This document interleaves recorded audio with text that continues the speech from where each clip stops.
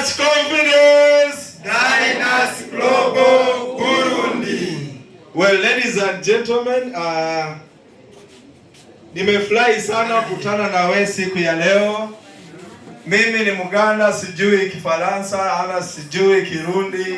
Ati ndanezerewe cyane kubonana namwe no munsi. Je ni Muganda, sizi Kifaransa, sizi Kirundi, lakini najua Kiswahili kidogo. Ariko ndazi Kiswahili buke. So leo nitaongea Kiswahili kidogo. Ati uno munsi ndayaga mu Kiswahili buke. Nimefurahi sana kukutana na watu. Ati ndanezerewe cyane kuhura n'aba bantu bose nguku.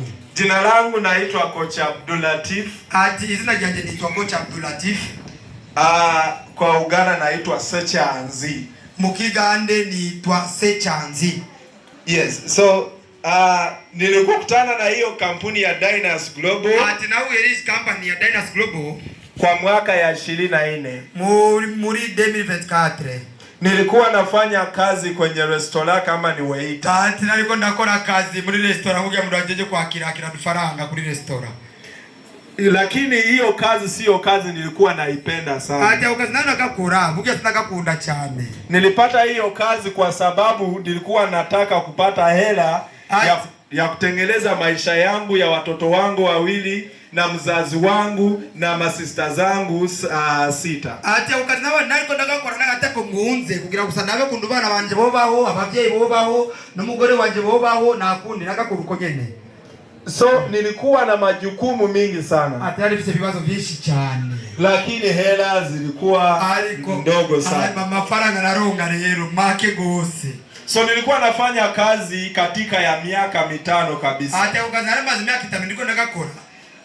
Nilikuwa na degree nyumbani, lakini kwa kazi nilikuwa nauza chakula kwenye restaurant. Ati narifise degree, narifise umva ku rupapuro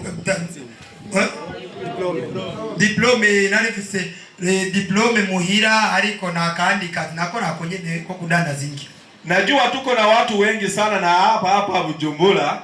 Ndazi ari n'abantu benshi nga Bujumbura walienda shule lakini kazi zimepotea. Ati bagiye ku ishure bariga ariko atakazi bafise. So uliona muntu anauza njugu, anauza karanga, lakini ni mwanyamisomo. Urabona muntu ariko arazunguruka na vyema ngaha, ukamubona azunguruka ariko ni muntu yachikumbe, ni muntu yaciye ku ishuri. So maisha yangu yalikuwa na hiyo pia. Naje wewe buzima bwaje wari mbeze nguko nyene. Nilifanya kazi, nilitafuta hela zimepotea. Ati naragerageje gukora buzi, ndabwe wapi amafaranga byaranga ko bashobora kunguma mu ntoki. Siku moja bibi wangu aliniambia, ati arigiye mwene wachambaliye, sitaki kukua nawe, lakini tulikuwa miaka mingi, lakini ulini masikini. Wacha niende nitafute mwingine. Mugore wanje mwarigiyambari ati kujewe ubusingene kubana nawe. Uya tumaze miaka myinshi, mbega tuko turashika kwiki ubukene gusa. Reka je ubwani ngomba kwigira ngene ndondera uwundi. Aliweka nyumbani na watoto wawili, alienda. Ati yasigiye abo bana babiri. Bwana agiye kubona yavumbuse yirandu yarasigiye abana. Nilikuwa masikini, nasema wacha niende nitafute hela. Ati nari mukene ndabati nakundi reka menda rondezo tumnyene ndondera. Siku moja nilikutana na Mr. Alan huyu. Ati musi umwe naciye mbura n'uyu mushinga ndaye nga Alan. Huyu ni malaika wangu. Ati uyu kuri jewe kasha ni mumalaika. Ndio huyo alinionyesha, alifundisha biashara ya Dynas Global. Ati uyu niwe yanyigishije urudandazwa rwa Dynas Global.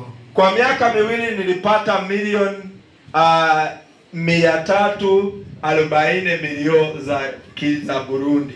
Ati mu myaka 2 nararonse amafaranga angana ni milioni 300 nangahe? 40. Milioni 340 y'amarundi. Kwa hiyo pesa nilichukua gari yangu ya kwanza. Mwayo mafaranga naje vuga reka kwanza kuri 300 milioni arenga ndose reka ngure kwanza imodoka. Niyo modoka yanje ngaho mubona. Bibi wangu walimwambia nilichukua gari. Igihe bari mugore wanje ati mugabo wawe yaguze imodoka. Alinitumia message, alikuwa anasema anataka tuzungumze. Ati mugore wanje. Mugore wanje yavuga ati ngumugerere yacanye nigira kameza ngumugerere nigere ko turabe kuntu tuyaga. Leo nataka niwaambie kitu kimoja. Atulamuzi kama nawaambia kitu kimwe. Hela ni maisha. Ati amafaranga nibo buzima. Hela ni maisha. Amafaranga nibo buzima. Maisha ni hela. Buzima na mafaranga. Utakuwa maskini na hakuna mtu mmoja alipenda maskini. Uri mukende na muntu numwe azokunda mukende. Nasikia watu walisema maskini alipendwa mama wake. Ati bali nuko banavuga ati mukende akundwa na nyina. Lakini siku moja mama wake alipata mtoto mwingine hapo na hela. Ati aliko muzu umwe mama we rose undu mwana afise amafaranga. Ulijua wewe sio mtu. Asha yacha abona ati wa mwana rero siwe. Leo na shukuru Mungu na shukuru Dynasty Global ilibadilisha maisha yangu. Nashimira Dynasty Global yahinduye ubuzima bwanje. Anajua leo sio siku yangu. Ati urazi uno munsi si munsi wanje. Leo sio siku yangu ya kuambia story yangu, lakini ati uno munsi sio munsi narindeka jungu na babade story yanje yose ariko leo nimepita na upline wangu, hiyo malaika nifundisha biashara ya Dynasty. Ati uno munsi ngomba mo upline wanje niwe aza kugira cyavuga cyane kugira namwakanya nawe nyine. Nielewa kitu kimoja ndugu, nitawaambia. Ati mutaule kitu kimoja ngomba kubabarira abagenzi. Ulikuwa unataka kubadilisha maisha yako. Ndazi ko nawe warondera kuno nawe ushaka kuhindura ubuzima bwawe. Tafuta watu wako na maisha nzuri na wewe pia utafundisha maisha yako. Ati ugomba ivyo rondera abantu bafise ubuzima bwiza, bafise ubuzima buri hejuru. Ubegere nawe birashaka kugufasha kuhindura buwawe. Ladies and gentlemen, tumate makofi upline wangu Mr. Alan Joseph. Welcome to Alan. Give makofi. Welcome boss. Welcome Alan. Thank you so much. Welcome.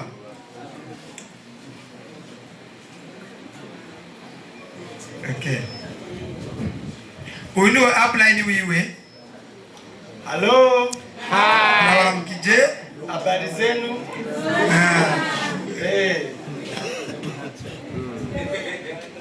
Okay. Should I use Kinyarwanda, Kirundi, Swahili, English, French, Arabic, German? Yeah.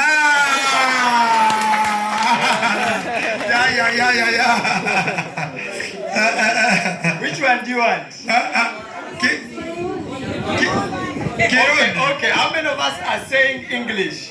How many of us are saying, hey, we have some people. How many of us are saying Kirundi? Kirundi. 1, 2, 3. Hey, Kirundi. How many of us are saying French? 1, 2, 3, 4. Okay. How many of us are saying Swahili? 1, 2, 3, 4, 5, 6, 7. Okay. How many of us are saying English? Yeah. 1, 2, 3, 4, 5, 6, 7, 8, 9, 10.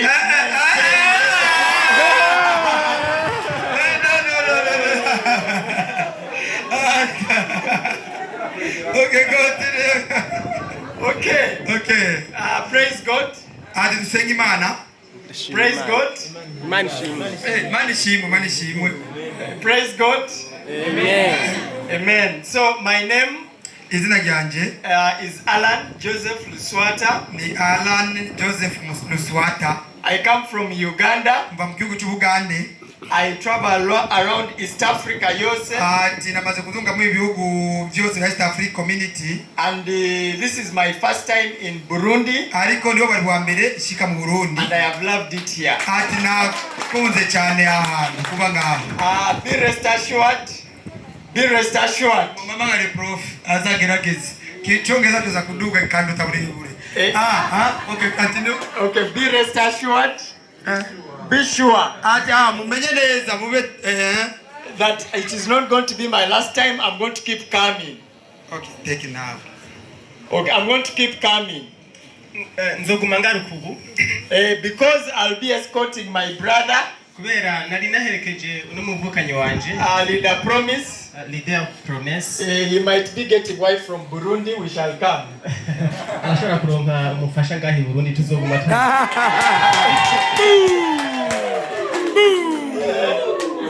We are praying for him. Okay. So anyway, I wanted to share with you my story. ibinyerekeye. Give him microphone. Okay. Energy. Okay. Get my nagomba ndababariye kwanje. Okay, wonderful. Give me high five. Energy. Tumukubira amashi. Good friends. So, I'm saying I want to share with you my story. Ati ngoma nabasangize kubijanye n'ubuzima bwanje. Because it is a testimony. Ni kubera ni nawe zidasanzwe. That when you pray, kubera mu gihe uriko rasenga, God answers prayer. Imana irumva ibiriko rasenga. So I come from a big family of 19 brothers and sisters. Ati jemba mu famille nini cyane y'abantu 9. Cyo 19. They are not very many. Ati and it became very challenging. Ati harabaye very difficult. Yachibe biba bigoye cyane. Because when we are very young, we lost both our parents. Ati kubera igihe tukiri bato twatwara amadepense menshi abavyeyi. And life was difficult. Kandi buzima bari bugoye cyane gose. Things that are obvious were not obvious, like food, shelter, where to sleep, they were not very available. Ati bibazo byo kudufungura aho turyama ibirato n'ibindi byose kujya nibyari bintu byoroshe. So I grew up with my guardians, my uncles. Ati jewe nakuriye ku muyomba wanje. And one day I was in secondary school. Ati igihe nari mu shure rya kabiri. And my uncles came at school and they told me, Alan, you're going to stop here from education. We can't afford school fees. Arambarira ati burya rero ngo Alan uhagarikira aho nyene amashure kuko ibintu ya minervale mje ndabona ko biriko birandembeje. They told me the good thing you can speak English. Ikintu gikomeye gusa umenye kuvuga Cyongereza. You can count from 1 to 10. Ati uharure kuva kuri 1 gushika ku 10. And most importantly, you can count money. Ati bazigiye ugiye cyose zo wari uzomenya kuharura amafaranga. The education you have got is enough. Ati ayo mashuri maze kuronga shwa kugufasha kwa amafaranga birakwiye. So you're going to stop and we give a chance to your younger brothers and sisters. Ati wowe agarika kwanza kugira turabe abato nabo ko nabo bogerageza nabo bagera aho ugeze. Nabo bato. Yes. Degree kuri university mwaka wa kabiri usanga muri university. So I asked only one question. Ati nache nibaza ikibazo kimwe. For how long am I going to stop out of school before I return? For how long will I stop? When will I come back to school after stopping? Ati mbega nzofata mwanya ungana gute kugira kandi bikunde ko subira kandi kwishuri. They told me until all your brothers have studied and they reach where you have reached, then you will continue. Ati kugira wowe uze gutangura urindira kwanza bato yabo bashika ugeze niyo nawe kandi uza kubandanyiriza kuri nawe utangura ubandanye. I counted and I knew it is going to be a long time. I may not come back. Now being a student, I don't work, I don't have money, I can't do anything. I turn to God.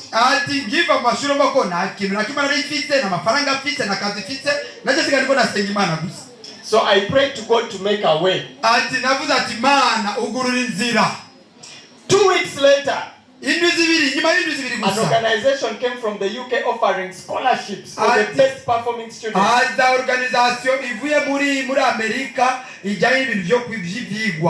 I was among the top 5.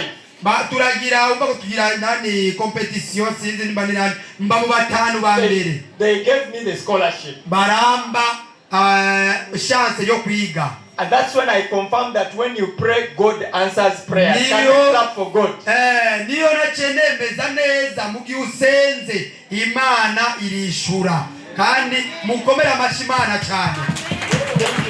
Now, let me come to conclude my story. You may be wondering, why am I telling you about that story? Why am I telling you about that story? It is because 2 years ago, I was struggling with money. I didn't have money. And I turned to God through prayer. I was tired of not having money. Are we together? Are we together? My family could not respect me. The world had squeezed me. ati bagoma bashira menga nakandu gato menga bangwesa ngaho. And I could not stand anywhere. So I prayed to God. Ati byaje tikakusakosi kandi ko nasenga Imana. And I didn't expect much. I was looking for a job. Ati kuko urumva ko nibyari gukunda ati ndagiye kurondeza bibuzi navyo. But one day I met Mr. Promise in the supermarket during that time of prayer. Umunsi umwe inyuma ndiko nasenga neo nachemura n'uyu mugabo yitwa Promise mu supermarket mu magazine in Kampala. Mu Kampala. I was going out, he told me, excuse me. Ati gomba kusoka hanze arangora ko ati go pardon gatoya. He told me I have an opportunity. Ati arambarira ati ndafise opportunity ndafise mahirwe. Now I saw him, I didn't take him serious. I said opportunity. I told him, let me give you my number, you call me. I went away. Ndamubura barabati uyu muntu ariko arambarira opportunity. Ndambara ati okay reka ndagwe numero zanje wowe uraza kumvugisha. And he didn't look very serious. Ati sinamubona ko ari ibintu byatari. Of course now he looks serious. Ati urero arabarira ko ari serious. Kuko cyo gihe nibya muboneka ko ni yasana amafaranga. So the man called me. Ati uyu mugabo arampamagaye. I gave him my number, he started calling me. Namuhaye nimero zanje aratangura to come and see this business. Arabati ngurabe business. I refused to pick his calls. Ndanga kuitaba telefone yiwe. For 1 month I was not picking. Ati ukwezi kose ariko arandondera atavye kumuvugisha. So one day ati umunsi umwe I thank God. Ati ndasenga Imana. I just decided to go and see him. I don't know why. Ndavuga ati Imana reka jewe ngende kumuraba ariko sinzi. Yes. And when I saw him, ati yena mubonye, he presented to me what you have seen today. Ati aransigura jenyere mama ariko muraraba ngaha uno munsi. It started to make sense. Ati byatangiye kunyinjira bukebuke. I liked it. Arimo agaciro ndagiye kuma menga niko nabikunda. I discovered that in life you have to be open-minded because ati nachena urayuko mu buzima utegeza kuba uguruse mu mutwe uguruke mu mutwe kubera iki? Because you don't know where your breakthrough in life will come from. Kubera utazi ahantu uzokura amahirwe mu buzima bwawe cyo tubateza kuguruka mu mutwe. Are we together? So after the meeting, inyuma yo guhura, he comes from a tribe called the Bachiga. Yachiye yaza turajana ahantu bitwa Bachiga. It's a tribe in Uganda. A tribe. Bachiga. Yes. Bachiga. Okay. For them, they are very straightforward. They are straightforward. They speak direct. Bachiga na abantu bavuga direct mana abantu batacha ku ruhande. So, after the meeting he asked me, have you liked the business? Nyuma yo kuba nyuma yo kumereza ta business aramba waikunze. Have you liked the business? Have you liked the products? Eske wakunze products? I said of course I've liked everything is good. Ati vraiment jenda bikunze mbona bintu byose meze neza. So he told me which package are you starting with? Ati mbega aramba tabe kugomba kutangura na package ya gute. Basic, premium, elite, platinum. I told him there is a problem. Ati ya rero ni ngora I don't have money. Na mafaranga afise ni mafaranga. He told me, Alan, how many years have you been working? Aramba ati Alan, umaze myaka ingahe uriko urakora? I didn't answer. He told me, you mean for all the years you have been working, even basic package, you don't have money? Aramba ati wote ukora na kunaka pakeka bazike ulikuwa unapo kuna mafaranga ufise. I kept quiet. Ati ndanuma. And I remember the statement. Ati nache nibuka statement. The amount of money you have on your bank account is equivalent to the size of your mind. The amount of money on your bank account is equivalent to is equal to the size of your mind. Ati amafaranga igitigiri cy'amafaranga cyo ko ufite muri banke yawe abahuje na mind ya n'ubwenge bwanditse no kwaguka ku mutwe wawe. I remembered how much I had on the account. It was zero. Nache nuka timbeka muri konte fise ga fise zero. Mutoro ni waguse mutoro ni zero. I said, this man saying my mind is zero. Ati aurero mugabo yavuze ko nani muto wanje byubiro byanje fise busa zero. I didn't allow him to keep talking. I went outside, I made phone calls, I borrowed money, I came and joined immediately. Ati nache soka anza ja ku telefone nagenda nagaruka nachengaruka nza kuinjira. Are we together? Ati that's how I started with basic. Ati niyo nache nitangura kuri basic. I became a student of this business. Ati nache ndangura munyeshuri w'i business. They would tell me this one is making money. I want to copy everything they are doing. I follow them. Ati nakumanda bambegereza ati uyariko ronga amafaranga. Nakumanda ndiko namwegera ndiko ndakopya byakora. Ndamubaza technique byakora nje ngacanda bitwara. So I discovered that people making money are on platinum, big money. I don't want small money. Bachambara ati bugera abantu namugiye kubona babaga banaronga amafaranga menshi bari ku platinum je kwata amafaranga fise none. So I decided to borrow more money. Ati to borrow more money. Naje fate ngingo yo kugurana yandi mafaranga. I went platinum. Ati ngomba platinum. Let me tell you. Reka nabare kindu that was my financial birthday. Ati yari giye kyo kuvuka kivuka gya finance I started seeing big money coming to my account. Ati ndio natangiye kutangura kubona mafaranga menshi za 2 weeks. Inyuma y'indwi zibiri. The business paid me $1,200. Business yarambembye amadolari igihumbi n'amajana 1,200 n'amajana 2 y'amadolari. Because of course I was working hard.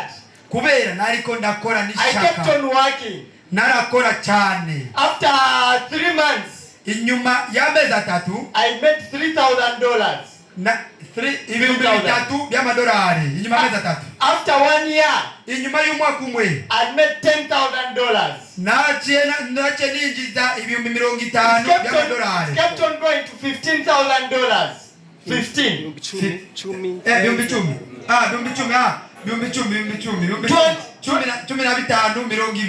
Then I made $25,000. I made $50,000. $60,000. $70,000. $80,000. So for me, when I'm talking about this business, I am sure that if you're serious,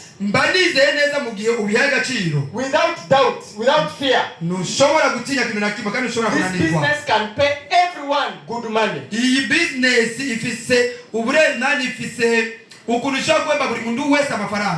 I am sure I can take a bullet to confirm that it is true. This business pays big money. Ati jende ndakwemereye yuko mugiye wokora neza business azogeragiye urikora hema amafaranga mesh cyane. Of course, the same roads I never used to have money. I was walking, sometimes borrowing money to go to town to work. Now the same roads I used to walk, now I drive. Ati rija barabara na oranchamo ndiko nakora duto ndiko nagenda ngiye hino ni ngiye kuri sana ijya barabara nyene ubu nanje ndiko narichamo ndiko nagendesha yuwanje. Imagine in 1 year and a half my first car was not a taxi car, you know, small taxi. Ati muyumvira kintu kimwe inyuma y'umwaka umwe gusa n'inusu imodoka yanje naguze sizi imodoka z'akabido ngaha zikoreshwa muri taxi sizi akabido yo jewe rero ndashaka. I went to the bond.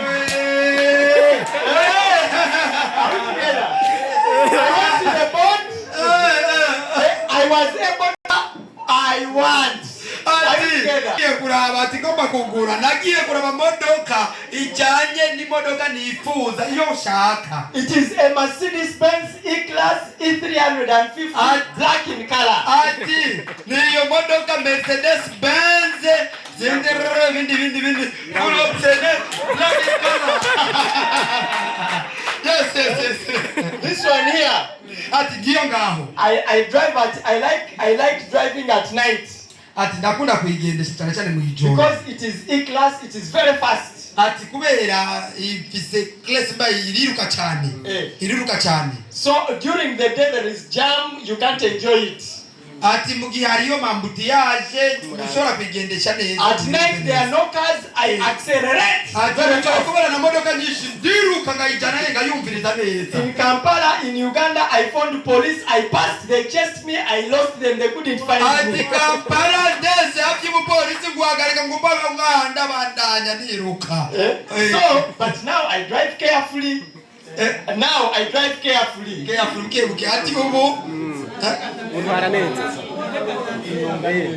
anyonganeza ati unyonganeza ndibaza ko ni kunyonga buke because I've learned if you drive very fast you can go to heaven very fast.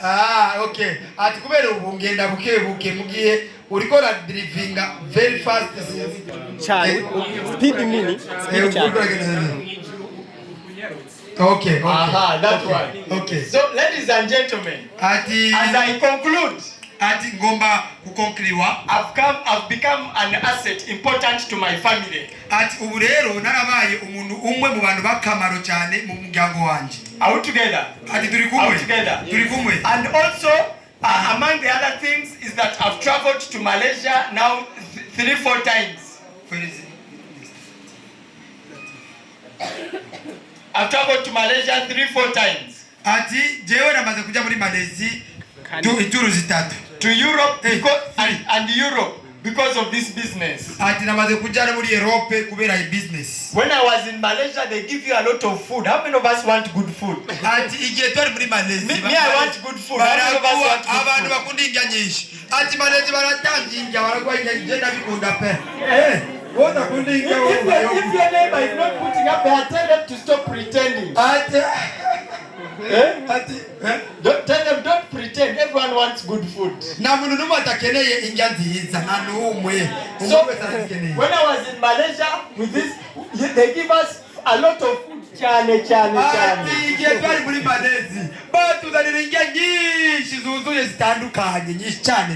I see ugali, I don't touch. When I see octopus, that's what I want to taste.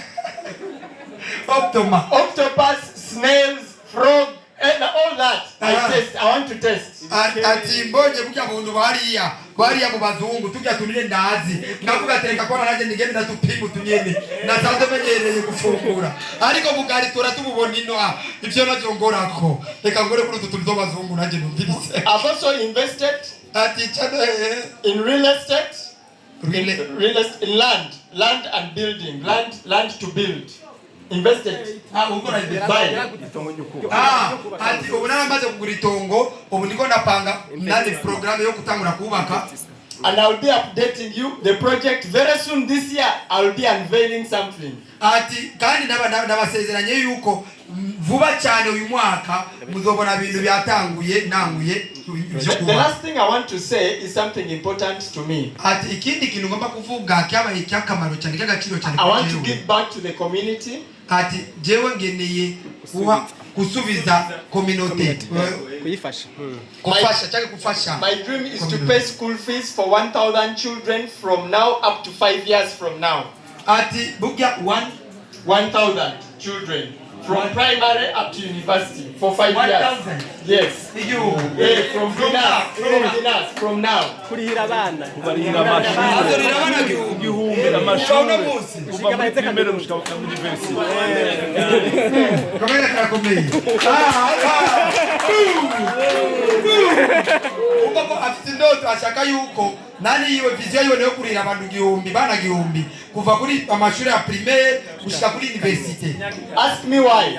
Ati maza ni kuberiki. Ask me why. Maza ni kuberiki. Ask me why. Maza kuberiki. Because if you followed my story, ati kubera umaze kumva historia yanje cyangwa kahise kanje, I almost dropped out of school. Ati narabaye I was leaving school. I was getting out of school. Ati narabonye ukuntu naje nagomba kuheba amashuri. But an organization from abroad, from UK, came and paid my fees. Organization ivuye muri Amerika iza hiyo ije kundihira jewe amashuri.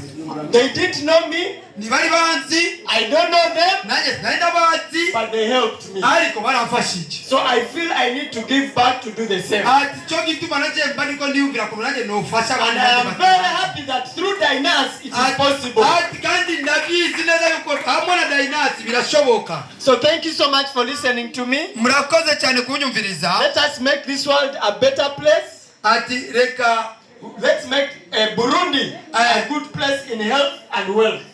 Reka tuhindure Burundi bube ahantu heza hamagara meza n'amafaranga. Through Dynasty Global. Dynasty Global, We deal with confidence. Thank you so much. May God bless you. Thank you so much. Thank you so much, leader. Alan, you are welcome, leader. Promise. This is your time. Welcome, boss. Tumkome na message chami. Leader, promise. Welcome. Thank you very much. Unakoze chane? For me, I'm home. Ati kujewe duhira. I started the business from here. Ati jewe business yanjye yatanguriye ngaha. With my brother Faustin. Umwe na mugenzi ngwanje na Faustin. I graduated and I went to school. Ati jewe nararose diploma ariko sinasuye kandi kuja kwishuri. And I graduated at the university. I graduated. Ati nararose diploma ya university. But after graduating, I started working as a loans officer. Inyuma yo kuronga diploma ya university nagiye gukora bintu byo gukora y'amafaranga. I was earning 450,000 Burundian francs. Ati 400. Ati naembwa ibihumbi Valere. 450. Niko navuguku. Yavuga ko naembwa amafaranga angana n'ibihumbi 450. Yamarundi. That is what I was earning. Yes. But my job was not easy. Ariko kazi kanje kari koroshe. My job was to move from door to door.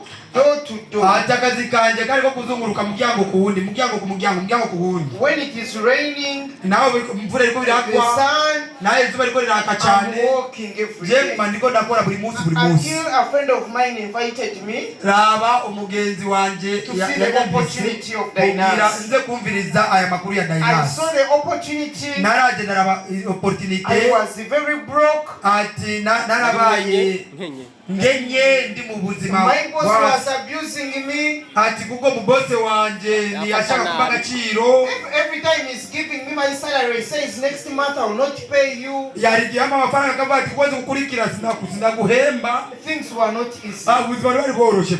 But when I joined on borrowed money, igiye nanje ngatangura amafaranga nguranye. That is me when I joined. Naba mjewe guyo ngaho rero je I joined the business. Natanguye business. And of course these are the people I found in the business. Abana abantu nasanze muri business. I asked them, have you started making money?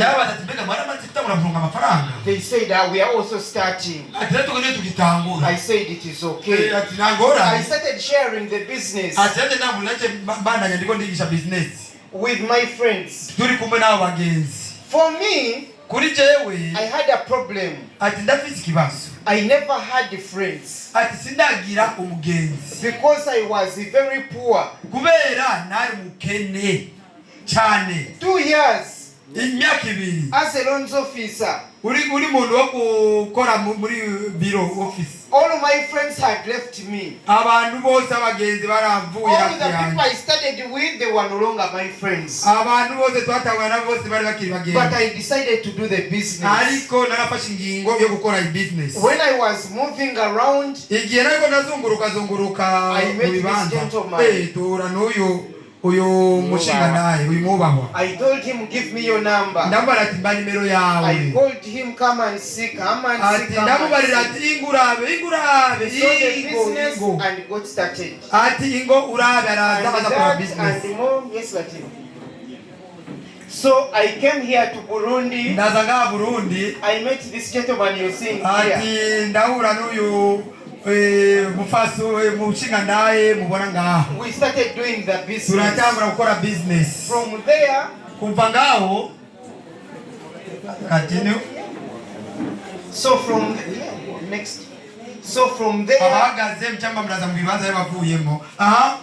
we moved from the 2 people to 10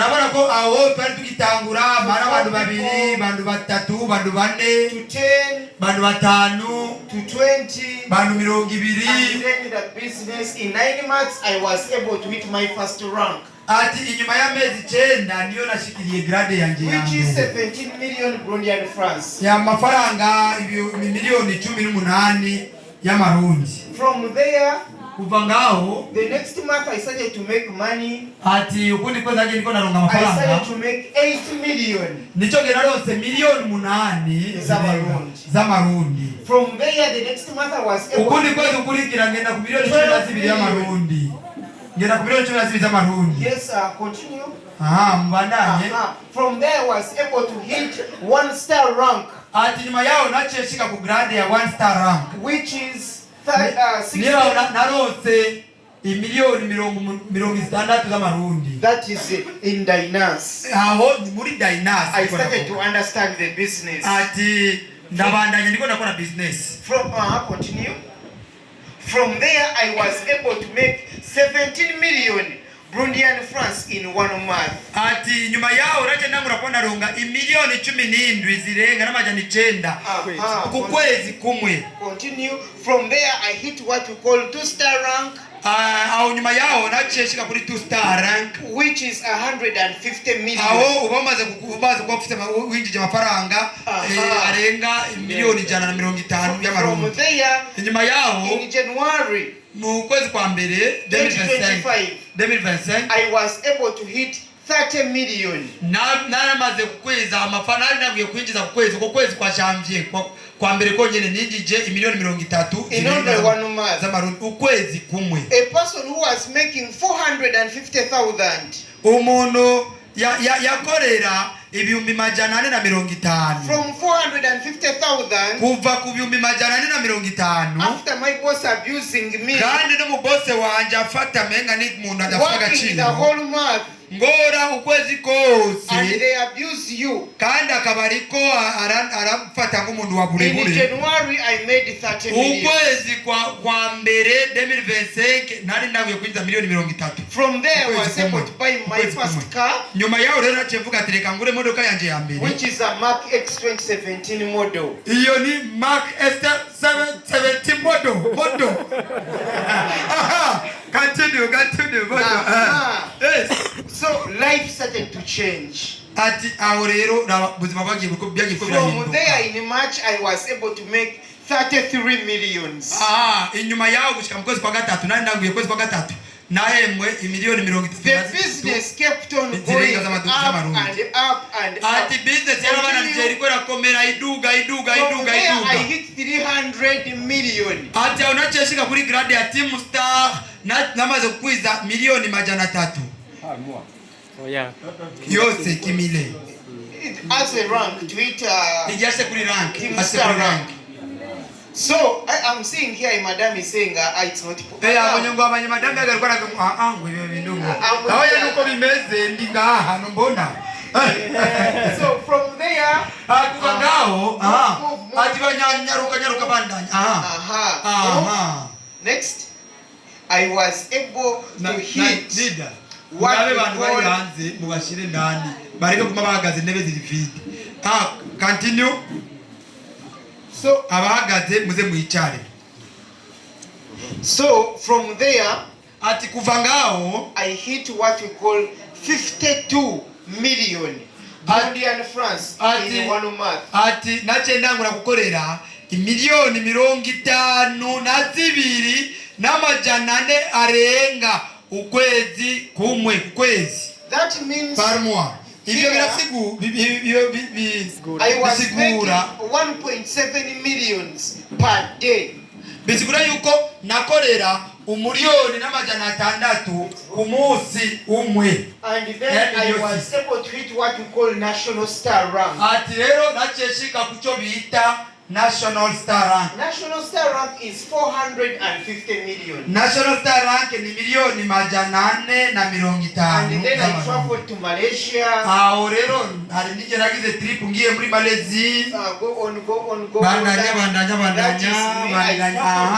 Uyo ni jewe murabona kunibona nagiye mu bibaza bya mbere bikomeye bibaza bya if you want to travel join Dinas. Ati muri ugomba gufata ingendo ugendere mu bibaza byiza ingoje muri Dinas. Moving around looking for my boss's money. I'm now traveling first class. Ati bajya abantu bagenda barazunguruka ngabakorera amabose ntibashobora kugenda muri bibaza bya mbere. Then nguraba. next. Ndi muri Malaysia. That is me. Malaysia. Next. Nangao. Next. That now this is what I'm doing. Murabe icho ndiko ndategura. I'm building a school. Ndiko ndubaka amashuri. That is my dream. Ati iyo ni ndoto yanje. And that is what I'm doing this year. Ati nivyo ndiko ndakora uyu mwaka.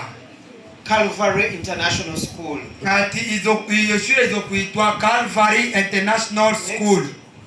Bugesera.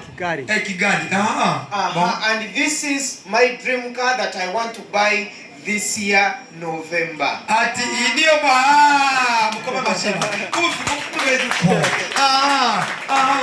Ati indio modoka yanje ngomba kugura muri uyu mwaka muri 11. That is 11. Uyu mwaka now this year. Let me see machine boss. Man. Okay.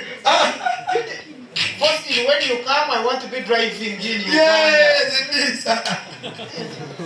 So, okay.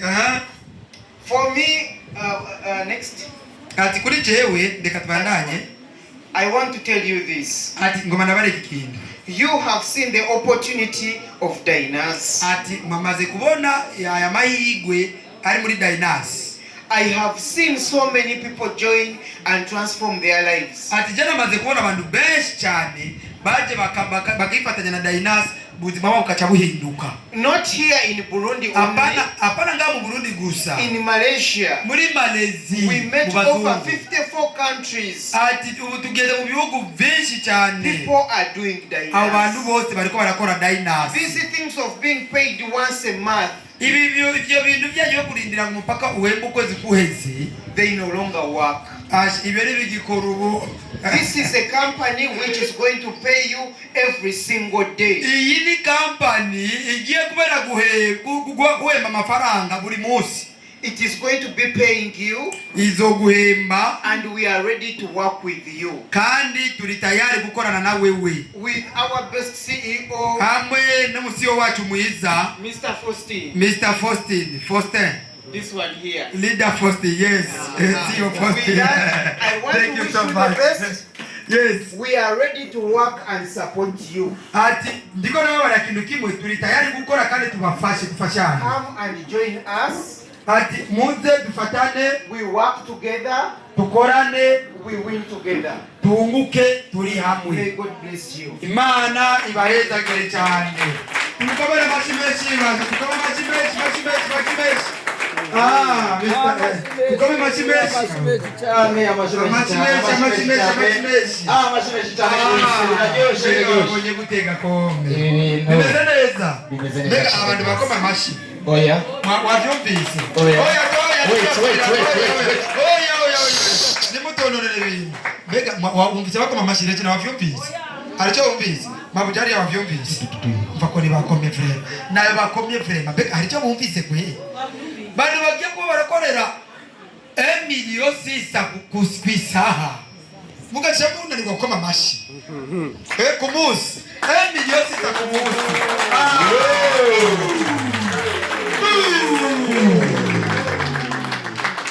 Murakoze cyane ndibaza yari biryoshye yagenze neza sivyo? Abarideri bacu leader promise congratulations and we are also welcome again to Burundi. Mr. Alan, welcome. Burundi is your country. We are one people in East African community. We are Africans. All Africans were one. Mr. Latif. Mr. Latif Abdul, you are also welcome again in Burundi. Yes, this is a good country. The country for milk and what? And honey. Yes, this country is called the country for milk and honey. Yes, this is the name for our country. Yes, because do you take some milk? Do you take milk? You understand? It's the difference than other countries. That is why we call country for milk and honey. This country here is your home, and also